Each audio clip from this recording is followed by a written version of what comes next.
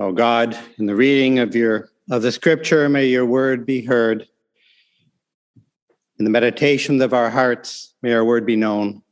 And in the faithfulness of our lives, may your word be shown. Amen. So, happy birthday. Do we have too many birthdays around here? Do we have cake today, Marcia? Good, because we have so many birthdays, we'd get sick of cake. Recently, as we discussed on Pentecost, is taken to be the birth of Christianity. And today, June 9th, is the birthday of the United Church of Canada. Well, it's really tomorrow the 10th, but close enough. June 10th, 1925, was the day of the inaugural service of the United Church, held at Mutual Street Arena here in Toronto. That's the day that the United Church formally came into being. It was created as an amalgamation of congregations from the former Methodist, Presbyterian, and Congregationalist churches. Now, we normally follow the lectionary in this church, and the lectionary is, of course, created by international organizations. So we probably don't expect the lectionary readings to be relevant to our own national church holiday. But I was pleased to use it this week because I thought the reading from 1 Samuel actually fits quite well with the creation of the United Church. And thank you, Carolyn, for reading it. Because the story in 1 Samuel that we read is about a group of people deciding how they should organize themselves for success. Maybe we need to backtrack just a little bit. We sometimes think of the Old Testament as the Jewish Bible, but the Old Testament actually gives a broader story than that. In really vague terms, early writings in the Old Testament are about individual people like Cain and Noah. Later stories speak about patriarchs like Abraham. Later writings are about people called Hebrews. Even later, there are stories about people called Israelites. Later on, we have tribes, and later judges, and later kings. And then stories of a single kingdom, and then stories of a divided kingdom. The Old Testament was written during the Babylonian exile, and it's only after that time anyone existed who would have called themselves a Jew. So the piece of the story we read today is about the transitional period between the time of the judges and the time of the kings. And what was that all about? It was about how to organize people most effectively for survival. Judges were a power people. They each had their own little fiefdoms, sort of like feudal lords. But compared to other groups in the region, they had limited military power. So the decision to have a king for Israel was essentially a decision to create a unified military force, because that combined force would be more powerful than the military force of any of the judges separately. Essentially, the choice was between remaining separate and more autonomous, but also that means less powerful and smaller, or coming together to become more powerful. The decision to have a king like other nations was a reflection of the fact that collective power is sometimes more important than local autonomy, at least in that time and in that place.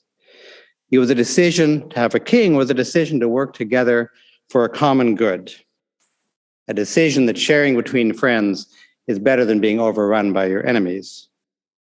And now that probably sounds a bit more like church union in 1925.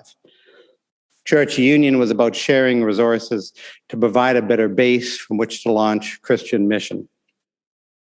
The issue in 1925 was, of course, not about military power. It was about the resources of the people to do the work of the church. Of course, actual history is a little more interesting, so I want to share some of it.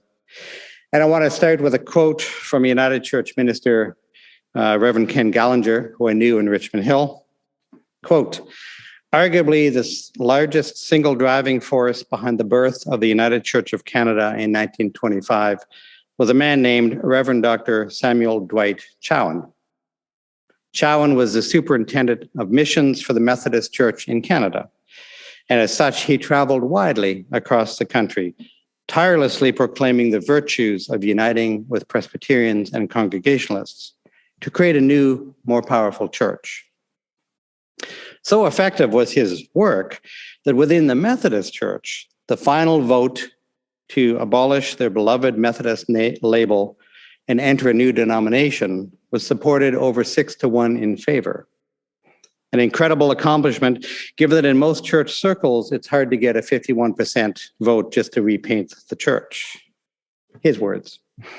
Now, the Methodist Church was by far the largest single player to the Union, so it was widely assumed that Chowan would become the first moderator of the new church. For many people, that was just obvious. Meanwhile, the union process in the Presbyterian Church had been much more difficult. There had been a lot of organized opposition, in fact, and if church people in general are slow to change, church people with a Scottish background are best described as glacial. Again, I'm quoting.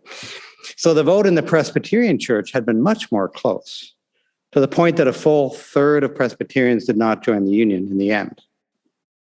Chowan watched the anguish of the Presbyterians with much sadness and decided he had to do something. So on the eve of the founding convention of the First General Council of the United Church of Canada, Chowan withdrew as candidate for moderator and put his support behind the Presbyterian leader, Dr. George Pidgeon. Pidgeon was then unanimously elected, and because of Chowan's great generosity, the new denomination set off with a spirit of unity that might otherwise have eluded it. There can be no unity in the church if everyone is simply looking after themselves, trying to get their own needs met, pursuing their own agendas. It really is as simple as that.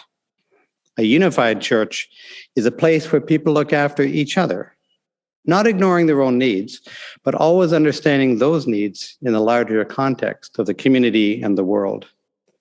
By naming ourselves in our logo to be united, we are reminding ourselves this is the kind of place we want to be, and inviting those who are looking for that kind of church to join us. End quote. You know, it's really easy to just say, oh, amalgamations are a good idea. We're stronger together. How many times have we heard that? But amalgamation also means a loss of autonomy, a loss of our own ability to decide who we are and what we want to do. So there is always a struggle. Union is not easy. In 1 Samuel, the Hebrew people were struggling with that decision as well. They're worried about the loss of autonomy. In 1925, the United Church struggled with it too, with the result that 1/3 of Canadian Presbyterian churches did not join the Union because they felt that autonomy and identity were more important to them than union. And there were some interesting theological differences too. The only one I want to talk about today, briefly, is that the United Church of Canada, in its policy, did not affirm a theological stance called double predestination. And that was a sticking point for some of the Presbyterians. But the whole issue of strength with numbers versus autonomy was a driving factor that prevented full union. And today, perhaps it seems like we have to face the same decision again. Do we value our own autonomy more than our ability to pursue the mission that we're called to serve? The age of Christendom is long over. How do we move on? Do we need to find new partners to work with? Do we just put our heads down and tough it out? What do we do? This is a time in the church for new leadership and direction. Amy Edmonston, professor of leadership and management at the Harvard Business School, believes that current leadership needs 5 steps. And she's not talking about the church, but it fits really well. Step 1 is we all need to be part of this conversation. So we all need to speak up for our own truths and what we believe in. We need honest, direct communication. Part 2 is we all need to be part of the conversation, meaning we have to listen to each other, to understand each other, and know where we're coming from.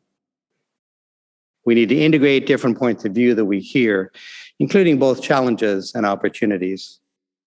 And we need to experiment iteratively to avoid the extremes of overanalyzing our situation while avoiding the other extreme of taking very risky steps. And yes, we are iterating with our AV, which is why it's taking so long. And finally, we need to reflect on the experiments we do and have open, honest conversation about how things are really going for each of us. Church union in 1925 was partly about optimizing the use of Christian resources for Christian mission. And it was also, of course, in practical terms, just about reducing duplication of effort. But there was more than that driving it when you read the original documents. It's about developing the strength and vitality that comes from embracing people who are just a little bit different than we are, of working with people who are not exactly like us, of hearing the voices of other people. In other words, of doing those 5 points that Edmondson recommended. And today, as we struggle as a shrinking denomination, we are invited to keep doing those 5 things, or perhaps start doing them again. Are you ready for change? Are you ready to innovate? Are you ready to embrace new ministry partners? Are you ready to become something we are not today? We united before.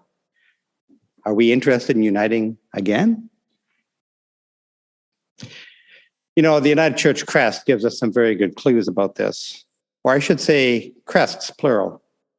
Okay, you guys are sleeping here. How many crests have we had in our history? No idea. 3.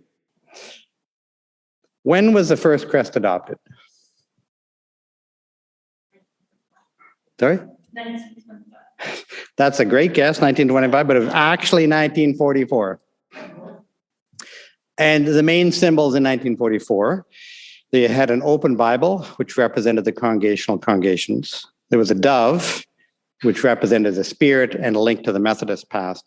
And the burning bush as a reminder of our Presbyterian heritage. And you're thinking right now, hey, Rev Paul, why don't you put images up on the screen? That's a great idea. We'll get there. And the text around the edge of their logo was Latin, of course, ut unum sint, und omnes unum sint, which means that all may be one. It speaks to our drive not only to unite once in 1925, but to continue to unite with others today. The other symbol is the Alpha and Omega, representing the beginning and the end of the alphabet, which speaks to the constancy of God. And if I was showing you a picture, there's an X that divides those 4 quadrants. It's not actually a graphic just to separate space. It's the Greek letter chi, which is the first letter of the word Christ in Greek. All right, so when was the crest changed and why? Okay, 1980. It was only changed in 2 ways. We added the phrase L'Église unie du Canada. And if my accent was atrocious, that was French. But the United Church of Canada in French, and the whole graphic was substantially modernized. And when did it change again? 2012, the year I was ordained, but that's not related. The crest was changed by adding, instead of taking out the flat background, adding the 4 colors of the medicine wheel, and adding a Mohawk phrase, Axi Nia Tetawa Naren, which means all my relations. It's an indigenous phrase about the value of honoring all people. I wonder what the next change will be. Now, don't worry, I don't know. But I think we get a very big clue from our first moderator, Dr. George Pidgeon. Because not long after church union, Pidgeon said, because they were still arguing about the past, which is why it took till 1944 to make the crest. Pidgeon said, who is it who is loyal to the past? Is it the person who preserves the form of the church or the person who gives liberty to the spirit of the church?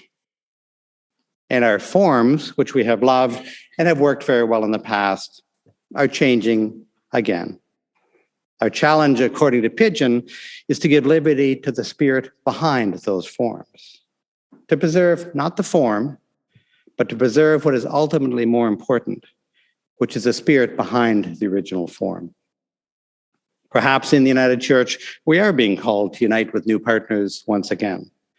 And I cannot wait to see what that looks like.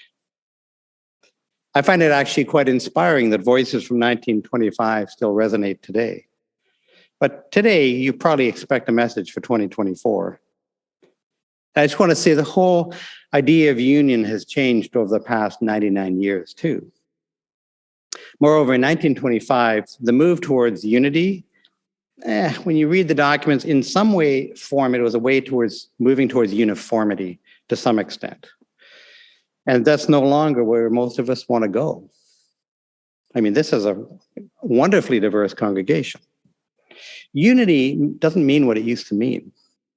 So here's a very short thought experiment for you. If I told you today that I had been invited to perform an interfaith wedding, what would you think that means? Well, since I'm part of it, you probably assume there's a Christian. Good guess. But what would the other person be like? Interfaith, Buddhist, Muslim? Now put your mind back 60 years. What would it have meant 60 years ago if I said I've been invited to do an interfaith wedding? It would have meant somebody from the United Church and somebody from the Roman Catholic Church, because there was that much of a divide back then, that a Protestant Catholic wedding was considered interfaith back then. Our whole sense of who is the other has really changed over the last years. So in our society, consider who it is that is not like us and who is like us. And over the decades, those goalposts have really, really moved. And it's not so much if the goalposts have moved further away, it's more the posts have moved further apart, because there's a much greater acceptance of who is like us or close enough or somebody we can work with. Inclusion of others is now considered normal and in fact almost demanded. And that was just not the world of 1925. I want to try to visualize this with some images. Man, I'm hung up on images today. So I have to use your imaginations. So I want, again, 2 images for you. They're both jigsaw puzzles, but they're not finished. Just picture the jumble of pieces, right? And the jigsaw puzzle, of course, represents the church. So image 1, just picture a pile of jigsaw pieces, and they're all green. Okay, got that? Now, what are the nice things about that puzzle? Well, for one thing, we know what the final product is going to look like. It'll be a green rectangle. The green is controlled, it's sensible, it's recognizable, it's organized. If there was a stray puzzle piece in that pile, it would stand out like that, right? You'd know in a flash, this does not belong here. The puzzle suggests uniformity. Uniformity of culture, music, food, even thinking. But what are the disadvantages of that kind of puzzle? It's boring. I wouldn't buy that puzzle, and I certainly wouldn't do it. So picture another puzzle, pile of pieces again. Just this vast jumble of colors. Oh, and by the way, there is no picture on the box. So what are the disadvantages of this puzzle? Well, it's kind of a mess. It's disorganized, and you have no idea what the final product will look like. If there was a stray piece from another puzzle in there, you'd never find it. But what are the advantages? The puzzle looks interesting. Because of the vast array of colors, I'm pretty sure my personal puzzle piece will fit here, you know? It's a puzzle I would gladly invest my time and energy into doing. I'd put some effort into that puzzle. So I'd invite us all to reflect on those puzzle images and think of our church. And yes, I realize the jigsaw analogy is about as subtle as a pair of crutches. But what kind of church do you want to belong to? What sort of church is the United Church of Canada? Do we long for the predictable, even if it's kind of boring? Or are we drawn into a state of organic chaos where we don't know what the future is going to be precisely, but we are delighted there's so much color and energy and life? Do you long for a church you know you will fit into because you helped build it? Which church do you want to invest your energy into building? We are the United Church, but we are also the uniting church. Thanks be to God. Amen.